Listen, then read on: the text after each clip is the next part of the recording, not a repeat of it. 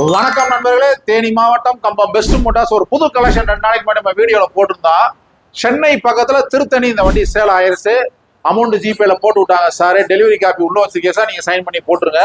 அப்புறம் பாத்தீங்கன்னா இந்த வண்டியை 52,000 நம்ம கொடுத்துருக்கோம். 19 மாடலு, ஒரே ஓனரு, ஹீரோ ஸ்பெண்டர் பிளஸ் வண்டி, கார்பெண்டர் வண்டி, தரமா இருக்கு.